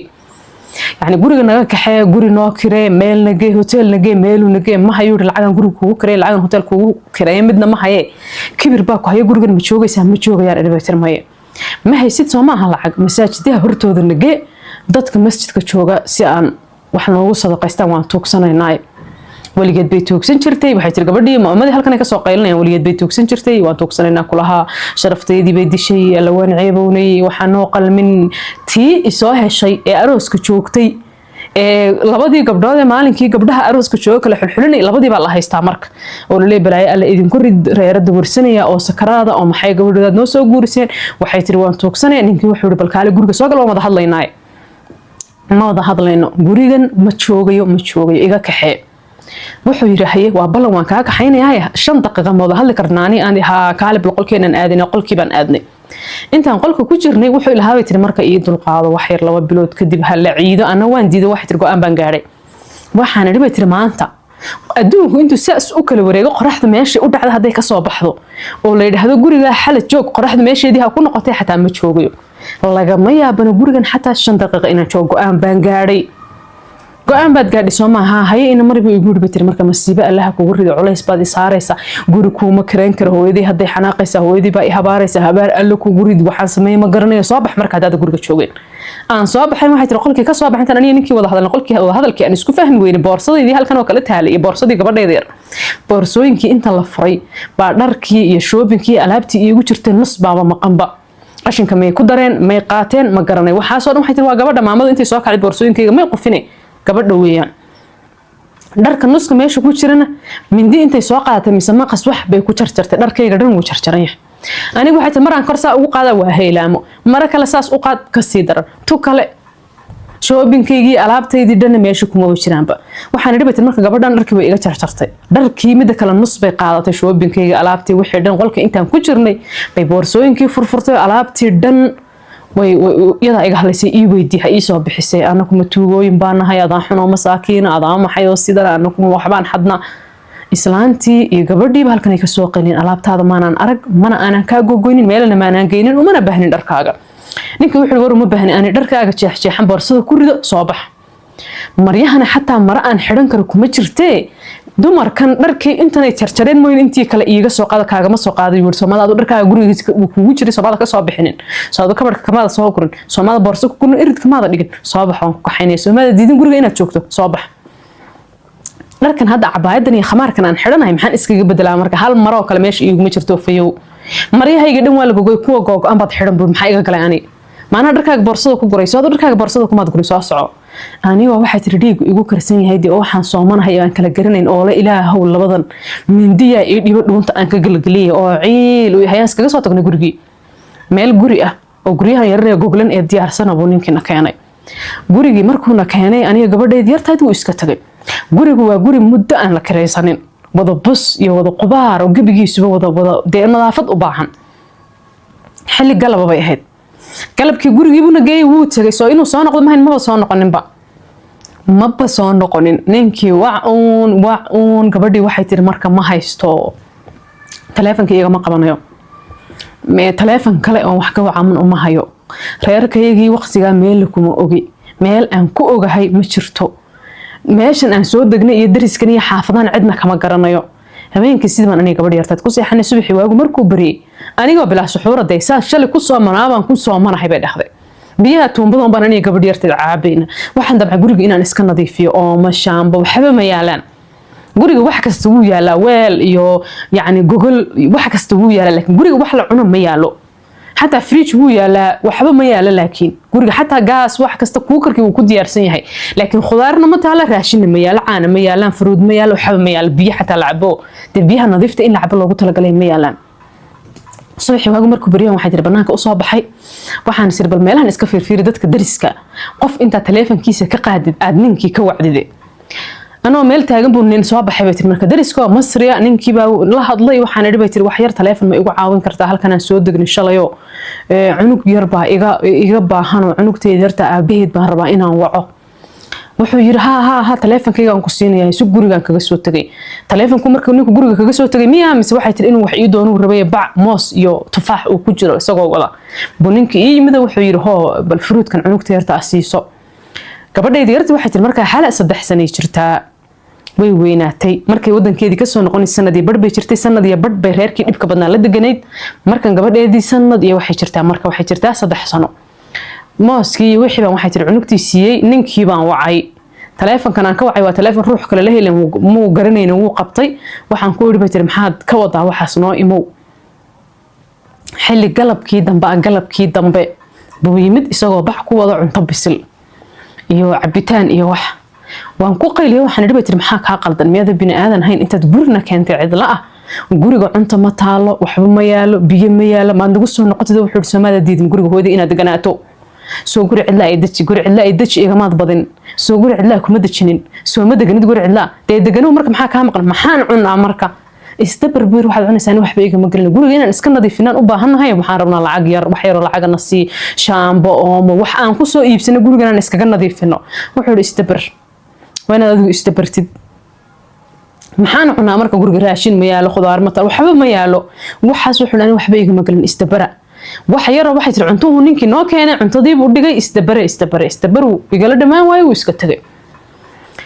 كبادي waxay tir muddo markaan gurigii deganahay ilaa 3 bari oo marmar intuu noo imaado cunto bislinkii uu noo keenay oo sida uu u dhaqmayo u jeedada inay tahay si kas aad diiday gurigii aad deganoo gurigan cidlada waxba oolin waxay tir gabadh dariskahan isbaranay oo gabadh fiican ahayd oo ciyaal yar oo haysto barnaamijka ku ciyaaray gabadheeda la ciyaartay ciyaalkii dartood baan waxay tir gabadh isku baranay gabadh dariska cusub ma tahay halkan aan deganahay halkan aan soo degay waxaan ku yiri bay tir marka wax yar aan ku dhibe wax yar oo waxaad isiisaa waxyaalahan guriga lagu nadiifiyo shaamba iyo waxay tir marka Dettol iyo waxbay gabadhii isiisay waxay tir marka ma reer cusub aad tihiin guriga aan kula nadiifiyo gabadhii guriga soo gashay waxay tir intii guriga ila nadiifinaysay baan u waramay ciil baa ihayee gabadhii waxay tir sheekadeedii intaan uga soo bilaabay koow baan dhamaadka ugu keenay nirba tir waan dhibanahay waan ciqaabanahay guri ciqaaban ka soo guuray ninkiina saanu eela dhaqmaya cunto nooma keeno waxba biilna ma siinay taleefankayga xataa kaar kuma jiro qof ma wacan karo dhinac kale waan murugeysanahay oo reerkaygii baan ka murugeysanahay dhowr bilood wax wara kama helin may dhinteen may qaxeen may wadankay ka baxeen ma garanay intaasoo kurbay intaasoo dhib ahaa igu furan gabadhii waxay ugu tirba tir gabadh wanaagsan baahida marka aan ku caawinay wax alaala wixii aan ka caawin karo ana ka caawinay wixii cunto ah adiga gabadhaada yar ana idin ka caawinaya wixii guriga nadaafadiisina waxay way iga caawisay shaambay ii keentay oo ma Dettol wax walba gurigii ani eediba dhala ka dhignay wixii cunto waxay tir marka ana ka caawinay hatta kaar hadaad u baahan tahay kaar baan ku soo iibin reerkiina la hadal reerkayga waxaan dhibay tir walwalka i haya kaar aan kula hadla maahay iyagii baanaba inay dhinteen iyo meel ay ku dambeeyeen baan la ahay meelun bay ka soo baxayaan bitir marka iyaga ku soo wicdoon soo lambarkaaga ma hayaan mushkilad male iyaga ku soo wicdoon gabadhii waxay tir marka dariska ahayd baa waxay ii noqotay faraj aan ku nafiso ilaa ninkan markuu i guursaday ilaa gabadheeda uurkeeda markaan lahaa reerkana si ii dhaqmi jireen wax walba u sheekee waaba markii koobaad oo waxay tir gabadhan sanad iyo badhka wadankan aan joogo sanad iyo badhkaas waa markii koobaad oo helayaba qof aan la sheekaysto iga warguraan waxayga iyo dhibkay sodada iyo dumaashada iyo mariyeen qof aan u sheegto waa markii koobaad oo helayaba ileen qof uu la sheekaystaba haduu waayo waaba dhibaataba show qof aad la sheekaysato ka warguraba hadaad weydid oo adoo dhib ku haysto cid aad dhibkaaga u sheegataba hadaad weydo waa mushkilad hadduu dhib ku qabsado oo dhibkii ciriiri intaad dareento qof aad dhibkaaga u sheegata aad weydo dhakhaatiirta nafsigu waxay ku taleen mararka qaar qor dhibka waraaqa badan iyo qalin intaad soo qaadatid warqad ku qor dhibkaasaa igu dhacay saanaa la igu sameeyey waxaana ay haysta warqadaas markay buuxsanto warqad kala qor mid kala qor yacni yara nafis buu qofku dareemi baa la dhahaa xogaa uu yara nafisi haddaad hesho qof aad u sheekaysood ku nafistana dee kaba sii wanaagsan xala waxay tiri sanad iyo badh baan cabursanay sanad iyo badh kadib baan helay qof aan la sheekaysto oon ku nafiso gabadhii jaarka waxay tiri maalin walba ii timaadaa maalin walba anna waan ku nafisaa waan u sheekaya gabadhii xalaheed waxay tiri gabadhii dariska waxyaabo fara badan bay ii qabatay way i caawisay hadday noqoto dhaqaale ahaan inay igu caawiso isiisa kaar aan suuriya ku wacwaco si aan reerkayga u raadiyo hadday noqoto cunto iyo wax dee inayna siiso aniga cunugtayda yar hadday noqoto inaan ku nafiso iyo dhagaysato hadday noqoto guriga inay ila hagaajiso waxyaabo fara badan bay iga caawisay ninkii Saalim ahaa 2 beri 3 beri buu maqnaadaa waxay tiri maalin buu noo yimaadaa wax yaroo biil ah oo lacag oo aad u yar waxay tiri noo keenaa markuu biil ahaan noo siiya aniga gabadha yar waxaa laga yaabaa 2 beri inuu noo imaanin gurigooda ku maqnaada meel kale miyuu ku maqnaada ma garanay 2 beri 3 beri kadib buu noo imaani maalin buu nala joogo maalin buu naga tagay maalinkaas uu joogo ama maalin iyo habeenka uu joogo nala joogo waxay tiri waxaad u malaysaaba ninkani inuu ballan ku soo qaaday isagoo dhib aan abuurin iyo mushkilad iyo dagaal oo aan dagaalamin oo aan murmin inuuna iga soo noqon inuuna iga soo tagin inuu ballan ku soo qaadayba mar wuxuu yiraahdaa anoo guri weyn leh oo qasriya oo friya oo cidla oo in cidi ku nooleen baad igu kaliftay inaan kala bixiyo mar waxay tiri gabadha yartuu dilaa mararkuu ila murmo uu hadal xun yiraahdo wax kasta yiraahdaan iskaga amsan shib ka dhehen la hadli waayo si aan ula hadloon ani isagu u muranoon u wadadoodna cunugta yartu waxay tiri dili waa cunugta yarta isagu uu dhalay cunugtiisii ah waxay ku leedahay dili cunugtii yarta hayd buu dili wuxuu leeyahay halkan ay martay maxay bay daadisay wax bay samaysay uu iska dili gabadha yarta uu iska dili bilaa sabab gabadha yarta markuu dilo een sidahda ka qabeen soo dhaxgalay ilaa waa sidoo rabay marmarsiyo ani igu dilo rabay waxa markaas anigiiba iga gacan qaaday aniga isagii markaan istagaalno cunugtii yarteed ha ooydo marba darbi bay saa isugu nabtaa marba waxaan arkaa gabadha yarida ooyeysa oo baqaysa habeenkiyada hurdada ka soo kacaysa way ooyeysa way sasi wixii ay maanta dhan arkaysa aabaheedii dilay aabaheedii hooyadeedii agteeda isku dilay wixii waxay ka qaaday sas iyo baqdin iyo cabsi xala waxay dhahdeen marka waxaan arkay heer cunugteedii yartoo ama ciyaaraysa ama iyadoon arkaynin macnaha saas hadaan idhaahdo gacanta ama waxaan saan soo qabo isiraada ama saa u soo qabo saanba hadaan idhaahdo waabanaysa macnaha baqdinta ay qabto saas intay tiraahdo iska kay saan u gabanaysa sida inaan dilayo kale oo qofkii arka cunugta yartaas ay u gabanayso oo ii malaynay inaanay hooyo xun oo naxariis daran oo ilmaheeda 24 saac disho waligeed waxay cunugteeda ma dilin baqdinta iyo dadkan 24 saac agteeda isku dilaya iyo caayida aflagaadada qaylada hajabaada waxaan ay maqlayso weeyaa ninkan 2 beri buu maqnaa 3 beri haduu doono week buu naga maqnaan maalin ku yimaado kaliya wuxuu u imanaya si uu ila soo dagaalamo anigu ila soo murmo buuq iyo dib iigu soo kiciyo ugu dambeyn xal waxay tir reerkayga baan helay walaalkayba ay soo wacay waxaan ogaaday hooyaday iyo walaashii walaalkay inay bad qabaan iyo caafimaad qabaan oo wanaagsan yihiin laakiin intay kolba meel u qaxeen kolba meel u guureen aakhirkii ugu dambeey meel tuula inay degan yihiin oo bad qabaan oo fiican yihiin oo si caadi ay u nool yihiin oo u joogaan reerkayga waxaan u sheegay inuu dib i haysto dibka i haystana dib aan ku jiri karo inuu ahayn gurigii waan ka guuray dadkii i dhibi jiray ay joogeen laakiin dadkii dibkoodii oo dhan ninkaygii baa isagoo keligii ah i dhibayaba dhibkiisa dohday kii isaga kii walaashii la isku wada daray keligii baa i dhibaya xataa dhibkii carruurta yarar uu soo qaatay wuxuu ballan ku soo qaadayba ninkaasi guriga nabad inaan ku deganaanin muxuu rabaa marka mar uun inaan idhaahdo wadankaygii baan aadayaa ama mar uun inaan idhaahdo kuma rabay ifur intaas uu sugayaaba kas buu ii dhibayaa macnaha uu culays iyo cadaadis iyo aflagaada iyo dil iyo dhib iigu sameynaya si aan u idhaahdo ifur ama aan u idhaahdo wadankaygii baan aadayaa waxay dhahdeen marka gabadhii dariskaan la tashaday waxaan ku dhibaato ay haysataa dhibaatada ay haysataa anu xadaan ama samri lahaa ama dul qaadan lahaa ama wax uun aan sameyn lahaa cunugtayda yarkaa dhibka haysta darteed baanan u dul qaadan karin ilmahayga yara nolol waxay ku koraysaa dee iyada dhanba silac iyo gumeysi iyo dil iyo cabsi iyo baqdin ah ilmaha yar yacni caafimaadkeeda maskaxeen inuu wax soo gaadhaan ka baqayaaba maxaan sameeyaa wadankaygiina gabigiisaba dee holac baa ka kacay si kasta ay haataba bini aadan baa ku nool wadanka dad baa ku nool maalin walba dad baa dhinta maalin walba dad baa la xidhxidhaa maalin walba dad baa qaxsaas ay tahay maalin walba dad baa ku nool oo caadi subax intay soo kacaan nabad waagu intuu ugu bariyo nabad uu gobolka ugu dhaca iyagoon day waxba ku dhicin haday rabaan gurigooda madfaxa ku dhaco ama agtooda dhibaataha ka dhacday marka maxaan sameeyaa baan inay baytir waxaan sameeyaa ma garanayo wax dhaqaalahoon isku dabara ma haysto dhaqaalaha hadaan haysto guriga intaan iskaga guuro ninkan ba ka dhuunto baan magaalada dhinac ka gali lahaa ma shaqaysan karo wax aan ku shaqaystay iyo wax aqoon oo saasa ma garanayo markii la isoo guursanay macad baaban dhiganayo waxbaan baranay meel cilaanka iyo make upka iyo macmacaanadii wax lagu sameeyo farsamada gacanta waan baran jiray wixii ma dhamaystiranin wadankan ma garanayo wadankan cidna kama garanayo cidi iima joogto dhaqaalo ma haysto adduunyadii oo dhan baa igu cakiranay maxaan sameeyaa gabadhii darisku waxay igu tiri bay tiri marka wax walba horta qofka caafimaadkiisa ka muhiimsan dhaqaalaha iyo ninka iyo guurka iyo ubadka iyo kulli shay adduunka waxa yaalo dhan wax qofka caafimaadkiisa uga muhiimsan ma jiraan yani wax walba waad heli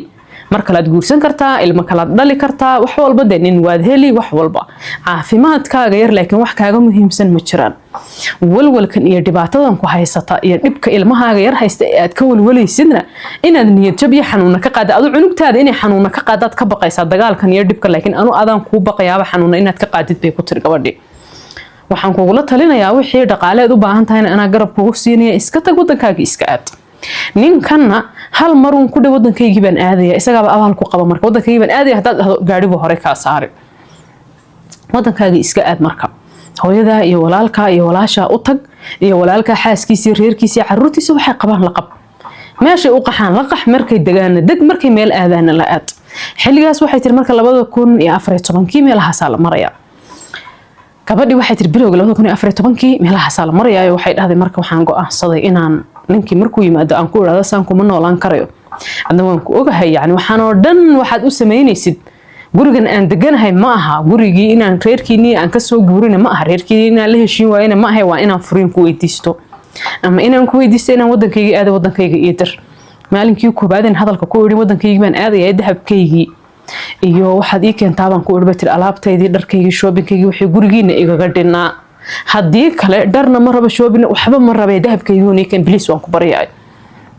gabadhii xalahayd waxay ku leedahay dharka aan xidhanahay oo dhan gabadhii dariska ay siisay sababtoo dharkaygii wax jarjaran iyo wax la jeexjeexay wax nus laga googooyay bas ka jooga waxna waa la qaato waa la qariyay waxna waa la jarjaray dahabkaygiina ninkanaaba iga qaadayba ninkii wuxuu yiri marka wax dahaban ku keenaya ma lahayd dad rabtay inaad tagtid waa tagi kartaa aniga gabadheedii yarid buu gaadhina saar wuxuu waad iska bixi kartaan gabadhii lacag 500 riyaal bay siisay bay marka dariska macmacaan bay ii soo sameysay waxay tiraahday gabadhaada jidka ku sii cun cid diyaaradna saaraysa ma laha ileen kulli gaadhi baan ku baxaynaa ku safraynaa gabadhii macmacaan bay ii soo sameysay way ii soo shopping gareysay gabadheedii shopping u soo sameysay lacag bay ii keentay gabadhaasi de waxay tiri hooyaday booskeedii bay ii buuxisay gabadh kasta oo dulman oo dhibaato ay haysato oo nin uu dulminayo oo nin uu dhibaato u geysanayo gabdhaha ku hareereysan haday caawin lahaayeen kuwa dariska iyo kuwa ninka la dhashay iyo ninka hooyadii iyo ninka qaraabadiisa iyo dumarka de ninka ku hareereysan haday gabadha caawin lahaayeen ago gabadhba dulmi kuma dhaceen ma ogtihiin gabadhba dhibaato kuma dhacdeenba gabadh kasta marka la dhibaataynayo ama ilmo laga qaato ama ilmo lagu dayaco ama gabadha marka la dhibaataynayo ee ninkii ay u dhaxday gabadhani guursatay uu dhibaataynayo haweenka kale gabadha ku hareereysan ama ninka qaraabadiisa ha ahaadaan ama dariskiisa ha ahaadaan ama hooyadii walaaladiiba ha ahaadaan haddii ay go'aan ku gaari lahayn gabadha inay caawiyaan gabadh dhibaataysanba lama arkeen hadda tusaale ahaan waxa lagu leeyahay gabadh baa la dhibaateeyay ilmaheedii baa laga qaatay ilmihii baa loo diidan yahay inay aragto ilmihii yaa haya cidda ilmihii haysa waa ninka hooyadii iyo walaalihii oo dumara gabadh dumara la dhibaya oo la dhibaataynaya oo laga oohinaya oo la dulminaya oo ilmaheedii laga qaadanaya nin baa dulmiyay baa la leeyahay gabadh ninka kaliya la sheegaya soo dohdan iyo dumaashiyaashana dhibka ay gabadhan marinayaan iyo ilmahan ay ka qarinayaan iyo ilmahan ay hayaan lama sheegayo يعني dhibaato kasta oo gabadh ku dhacda xaqiiqdii marka si sax ugu fiirsatid dhib kasta oo gabadh ku dhaca ama dulmi kasta oo gabadh ku dhaca oo dad يعني qof rag iyo dulmi uu geysanayo dumar baa qayb ka ah oo la dulminayo gabadhaas gabadh walba haday go'aan ku gaari lahayd inay gabadh kasta oo dulman caawiso sodohda gabadhay u tahay dumaashida gabadhay u tahay iyo gabadha maaragtay iyadu ay dhashay gabadha dariska gabadhba dulmi kuma dhaceenba gabadhba dhibaato kuma dhacdeen gabadh kasta marka waxaan kula talinayaa anigu Sawda ahaan gabadh walba oo Soomaaliyeed gabadh kasta oo Soomaaliyeed gabadha dariskaaga ah iyo gabadha qaraabadaada ah iyo midda wiilkaaga uu qabo midda walaalkaa uu qabo xataa midda lagu la qabo in la dulmiyo ha ogolaanin iskaba dhaaf gabadh wiilkaagu qabad sudah u tahay iyo dumaashida ay iskaba dhaafe xataa adiga gabadha lagula qabo in la dulmiyo ninkaagu dulmiyaha ogolaanin waxaas waa wax una ilaahay raali ka ahayn adigu naftaada in la dulmiyo ma jeclid gabadhaada in la dulmiyana ma jeclid walaasha in la dulmiyana ma jeclid hooyada in la dulmiyana ma jeclid soo maaha maxaad u ogolaanaysaa marka wiilkaagu gabadha uu qabo inuu dulmiyo maxaad u ogolaanaysaa walaalkaa gabadha uu qabo inuu dulmiyo maxaad u ogolaanaysaa lan wiilkaagu haday gabadhan kala tagaan inuu intuu ilmaha ka qaato adiga gurigaaga ku soo qariyo uu ku yiraahdo naagtaas ilmaha yeena iga arkin ma doonayo inay aragto hala iiga qariyo waxa soo dulmi ma soo ma inaad wiilkaaga la hadashido tiraado wad edeb darantahay wad qaldan tahay gabadhan ha ku gumaysanino ha ku cadaadin ilmaheeda gabadh baaba lagu la soo dajiyay wiilkaaga uu qabo wiilkii baaba gabadhii u daranba wuu dulminaya wuu dilaa wuu aflagaadiya dib u geystaa adu miyaad ku sii diri marka ma dulmigii gabadha haystin dabka maad ku sii hurini soomaha wiilkaaga inaad kala hadashid soomaha walaalkaa inaad kala hadashid gabdhuhu dumarku hadday iyagu iscaawin lahaayeen dumarku hadday iyagu dulmiga iska dayn lahaayeen dumarku hadday iyagu isgarab istaagi lahaayeen dulmiba maba dhaceenba ma ogtahay dulmiba ma dhaceen hadday haweenku iyagu iscaawin lahaayeen oo isgarab istaagi lahaayeen almuhim sheekadii waan ka baxay gabadhii ahayd xala gabadhii dariska caawisay lacag bay siisay way u soo adeegtay way u soo shopping gareysay gurigiiba nadaafadiisa kala shaqaysay cuntay siin jirtay gabadhii darisku iyadoo gabadh Sacuudiyana oo gabadhan ay iskugu yimaadaan uun carabnimo iyo muslimnimo waxay u buuxisay booskii hooyadeed walaaladeed ninkeeda walaalihii iyo sodohdeed oo isku wadan ka yimaadeen oo Suuriyaan isla yihiin way dulmiyeen ninkiina wuu dulmiyay ninka hooyadii iyo walaaladiina way dulmiyeen dhammaantood reerkaasi u dheeyeen gabadha way dulmiyeen gabadhan dariska markay caawisay gabadhii ninkii wuxuu yiri alxamdulillah wuxuu sugi la'aaba mar uun xalay inay tiraado wadankayga baan aadayo iyadii gabadheedii gaari uu saaray way baxday xala waxay tiri meel tuulo ah oo reerkaygii degan yihiin baan tagay tuuladii markaan tagay gabadhii darisku marka gabadhan way soo waanisay maaha gabadhan inay dhaqaale bas ku caawisay dhar u soo iibisay oo macmacaan iyo wax soo sameysay oo lacag iyo waxay siisay kaliya maaha gabadha way la talisay way u aqal celisay waxay tiri marka tagtid eed wadankaagii aad meel uun baadiye xataa reerkiin iyagoo degan yihiin hadaa doonto markaad u tagto waxaad isku mashquulisaa oo aad ka fikirtaa wax uun saad ku qabsan lahayd ilmahaaga yarka ku korsan lahayd adna noloshaada aad wax kaga bedeli lahayd haddaad meel iska fadhiisato markaad guriga hooyadaa tagtid ninkii dhibkuu kuu geystay ninka hooyadii walaalihii dumaashiya wixii baad soo xasuusanaysaa niyad jab baa kugu dhacaya niyad jabkaba firaaqada iyo meel iska fadhiga iyo fikirka laga qaadaa marka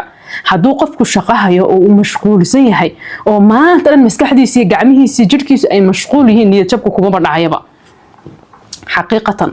dadka niyad jabka haya iyo depressionka la sheegayaba dad camal la'aan oo meel iska fadhiyo weeyaan oo iska raaxaysanaya laakiin qof mashquulsan oo mashquul ku jiro shaqo qabanaya shaqo marna wuu seexani marna wuu mashquulsan yahay wuu shaqaynayaa jaanis intaad meel ku fadhiisato aad ku fikirto niyadu ay kaaga jabto maba helaysidba mar kasta oo aad ka baqdid marka inuu ama niyad jab kugu dhaco ama isku buuq ismashquuli shaqo waliba shaqo adag oo gacmaha laga qabanaya raadso kuguma dhacayo marka niyad jabka dhanba waad ka boodaysaaba maba haleelaysid gabadhii marka waxay tagtay wadankeedii markay tagtay waa la yaabay reerkoodii way yaabeen waxay ku yiraahdeen miyad waalan tahay maxaa wadankan anagii baaba yaa Allah yaa Rabbi taagane oo maalin walba rasaastii madfacyadii hoobiyaasha noo kormarmarayaan maxaa ku keenay wadan nabadaabad joogtay maxaa Suuriya kugu soo celiyay gabadhii waxay tiri wadan nabadaan joogay meelaha wadanka kaga noolaadaan waay ninkii wuu idulmiyay oo hooyadii walaaladii way iigu tageen oo waan ciqaamay oo nolol jaxiimo ahaan galay ama idinkaan idinla noolaanay ama waan idinla dhiman haye habeen marka soo dhawo gabadhii reerkoodii markay tagtay waxay tiri meel waxaan deganeen oo reerkaygu ag deganaan xero askareed ah askar xeradeed baan waxay tiri ag deganeen hameen walba waxay tiri wax la gubayaa noo soo uri jiray timo waxaad u malaysid hilib wax la gubayo markaas waxaan dhihi jiray bay tiri aye iyo wax xayawaana intay dileen miyay nimankani gubayaan hameen kasta maxaa baasay gubaan xeradan askartan ag deganahay waxay tiri hameen kasta wax la gubayaa ka soo ura mar walba waxay tiri hooyadii way ooyi jirtay markuu waxaas noo soo ura waxay dhihi jirtay alla gabadheedii miskiin baa tahay wallahi ma aha waxani ay iyo xayawaan iyo wax la gubaya ma aha dad bini aadan ay dileen bay gubayaan askartani dad bay dilaan maalintii oo dhan dilaan bay habeenkii gubaan waxaan la gubayay soo uray waa bini aadan waxay tiri hooyadii way xanuunsatay marka xabadihii cabsidii wixii way xanuunsatay waxay tiri hooyadii wadna xanuun baa ku dhacay way xanuunsatay meeshii tuulada ahayd way askarta agtooda ahayd dadka lagu gubayay waxay tir dad miyuu ahaa wixii la gubay waxay tir ma garanay waxa kulay waxan bay gubi jireen lafo timo waxba noo soo uri jiray habeen walba la gubayo meeshii waxay tir waan ka guurnay tuuladii tuulo kale aan degnay oo xogaa amnigeedu uu iska fiican yahay gabadhii dariska taladeedii anoo qaadanaya waxaan go'aansaday bay tir marka dib inaan u bilaabo barigii la guursanay macadkaan dhigan jiray farsamadii gacantaan ku baran jiray inaan isku dayo inaan ku shaqaysto macmacaan inaan sameeyo gabdhaha inaan make up u mariyo gabdhaha inaan timaha u hagaajiyo wixii baan waxay tir dib u soo bilaabay muddo markaan gurigeyga ku shaqaysanay markii dambe waxay tir gabadhii ahayd xalay meel yar baan furtay oo qol ah waxaan bilaabay marka macmacaanka inaan sameeyo gabdhaha make up inaan u mariyo timaha iyo waxaan inaan u hagaajiyo waxaan soo iibsaday bahashan dharka lagu talo dawaar harqaankii baan dharka ku toli jiray aniga waxay tir waxaan noqday qof yar oo sheekhul kulliyaba mar dhar baan tolayaa mar macmacaan baan sameynaya mar make up baan qof u marinaya waan ismashquuliyay markiiba waxay tir waxaan helay si kastoo wadanku inkastoo dhaqaale darre ka jirtay oo amni darre ka jirtay oo la qaxayo marka tuuladan 2 bilood deganaadba laga guuriyo hadana tuulada kale la degayo ilaa waxay ku shaqaysanaysaa iyadoo farsamadeedii gacantii harqaankeedii macmacaankeedii mashiinada wax ku sameeysanaysaa way qaadataa marba tuuladii degaan bay tagaan aakhir magaaladoodii aakhirkii idilba ahayd bay ku soo laabteen magaaladii markay ku soo laabteen waxay tir gurigay wuu jajabay wuu dumay meel kale aan iska degno hoobiyaali waxba gurigooda ku dhacay meel kale aan iska degnay waxaan bilaabay bay tir marka inaan iska shaqaysto gabdho fara badan oo shaqaale ahaan qortay meeshii macmacaanka lagu baranayay dharka la tolayo wixii way u weynaatay gabadhii dhaqaale fiican bay soo saartay hooyadeed dhowr jeer bay magaalada Dimashq caasimadda u kaxaysay maamadu qaxqaxii iyo balaayooyinkii wixii xanuun ka qaaday wadna xanuun iyo waxba ku dhacay way xanuunsatay dhowr jeer baan waxay tir hooyadeed dhakhtar geeyay waxay taariikhdu socotaba waxa la soo gaaray bay tir 2023kii walaasheedii iga yarad way weynaatay way guursatay walaasheedii ay inta badan ka weyneed hooyaday waxay tir way dhimatay wadna xanuunkii wixii bay u dhimatay gabadheedii way weynaatay gabadh weyn oo iskuul dhigatay noqotay wadankii Soomaaliya waa 2024kii bishii 12 nabad noqday nabad buu noqday alxamdulillah waxay tir gurigii ninkii warkiisaan idin hayaade ninkii markan ka soo maqnaa bay tir muddo ilaa iyo sanad ah buu igu soo bilaabay ee wixii waayeen ismashquuliyeen iska shaqaysteen dan uga baxayba ileen waa la soo dardaarmo gabadhan waxa la shaqayso ismashquuliyo ninka ha wicino ha u soo noqon gabadha adag iska dhigo meel iska soo saar baa la yiraahdo la soo canaantay wuxuu bilaabay inuu soo wactamo uu yiraahdo ii soo noqo xalamaad ii soo noqotid xalay raali noqo xalay waan ku raali galin waxay tilmaanaa mar dambe ninka raali galintiisa yeela mar baaba waxay tir doqomoobay oo intaan ka soo baxay guri cadaab anoo guriga hooyaday ku nool doqonimadeeda mar labaad gurigii cadaabka aan ku noqday waxay tilmaanaa mar dambe ka yeela ma yaan idhi ma soo noqonayo anigu ma doonayo inaan soo noqdo ma soo noqonaysid ma soo noqonayo warqadeedii waxay tir iigu soo dirayba WhatsApp ana waxaan idhi bay mahadsan tahay warqadeedii ma ii soo dirtay shukran خلاص waxay tir gabadheedii yarteed way weynaatay iskuul baan geeyay walaashay way guursatay hooyaday way dhimatay wadankii nabad buu noqday gurigayagii baan hagaajiyay oo dayac tiray gurigayagii baan waxay tir dib ugu soo noqonay aniyo gabadheedii yareed iyadoo gurigii hooyadeedii aabaheed hagaajisatay oo degan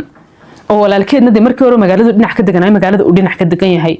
wadankeedii nabad noqday oo walaasheedii ka yareed guurisay oo guursatay meel degtay oo hooyadeed dhimatay oo gabadhii ay furatay meel dharka lagu talo iyo meel macmacaanka lagu sameeyo iyo koofeero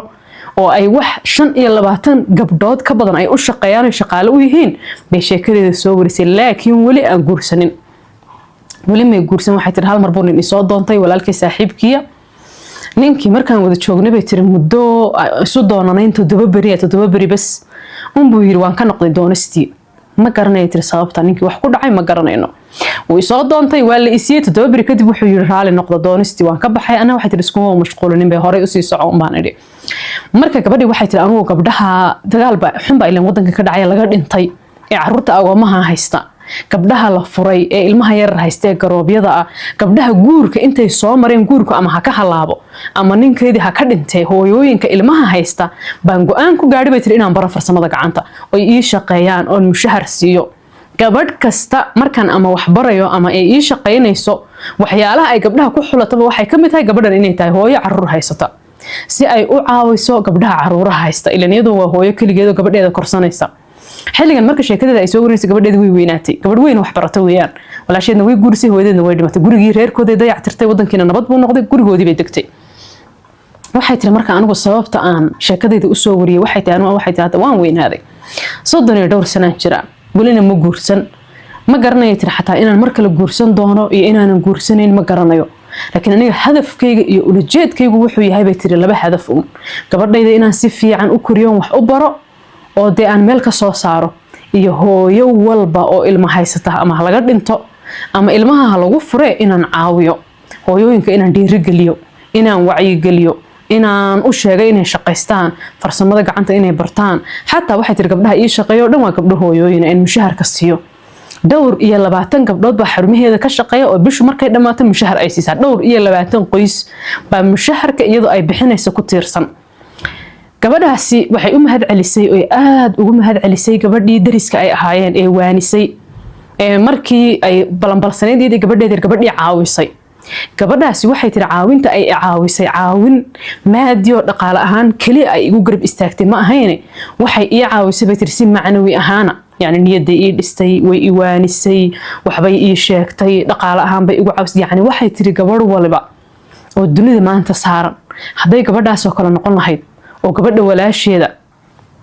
ay caawin lahayd ee dulmiga iyo dhibka uu haysto ay u gargaari lahayd inta karaankeeda iyo awoodeeda dunida laguma arkeenba gabadh dhibaataysan dunida maba lagu arkeenba gabadh la dulmiyay oo ooynayso dhibaataysan waxay tiri lama arkeenba gabadh waliba haday gabadha ugu dhow caawin lahayd dariskeeda qaraabadeeda dumaashadeed miday sodohda u tahay haday caawin lahayd marka waxay tiri gabadhaas caawintii ay caawisay waan uga mahad celinayaa ilaahay jannadii hageeya ana waxaan go'aansaday bay tiri gabadh walba inaan caawiyo marka gabadh kasta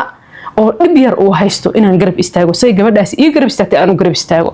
gabadhan la yiraahdo marka xalaad gabadh wanaagsan bahay dad badan waxay jireen inta la caawiyo dhibka markay ka baxaan iska ilooba dhib inay soo mareen ma ogtahay laakiin dadka waxa ugu wanaagsan qofka markuu dhib soo maro oo dhibka isagu ka baxo intuu ilaahay u mahad celiyo u gargaara dadka uu haysto dhibkii isaga shalay haystay oo kale waa arin aad u wanaagsan xal marka dardaaranka dumarka adduunka ku nool ay siisay oo dhanba waxay tahay gaal iyo islaam wixii haween sheegta gabadh walba waxay tiri ha caawiso gabadha ugu dhow gabadha dariskaaga iyo gabadha qaraabadaada gabadh walaayba caawi gabadh kasta hadii iyadu isku daydo inay gabdhaha caawiso gabadh dhibaataysan ballamaba arkeen waana run weeyaan gabadh walba haday ugu tala gasho inay inta gabadh u dhow haday caawin karta caawiso wixii ay ku caawin karta ay ku caawiso haday tahay hadal haday tahay dhaqaale haday tahay fikir wax u sheegid walaalka gabadhu qaba isagoo dulminay marka aragtad ka celisid ilmaheedii oo laga qaadanay hadad aragtad gabadhii u hiilisad garab istaagtad walaalka kala hadashid wiilkaaga gabadhu qaba isagoo dulminay marka aragtad ka celisid oo tiraahdo anu in la dulmiyo raali kama ihi gabadheedana in la dulmiyo raali kama ihi dumaashada in la dulmiyo raali kama noqonayo gabadha sodohda oo in la dulmiyo raali kama noqonayo haday gabadh walba dhahdo gabadh bal lama dulmiyeen run weeyaan marka bal ayno insha Allah inta karaankeena awoodeena inagaaba iska bini'aadan oo daciif laakiin bal inta yar awoodeena gabadh walaayba gabadha ku dhow isku day inaad caawiso waa talo wanaagsan soo maaha talada aynu qaadano halka markay sheekadu marayso muuqaalka like hala saaro channelkana subscribe videoga hala share gareeyo commentiga khafiifka latiifka hal iyo labo wixii ra'yigiina qaybta hoose faalada noogu reebo fa amaanillah ma salaam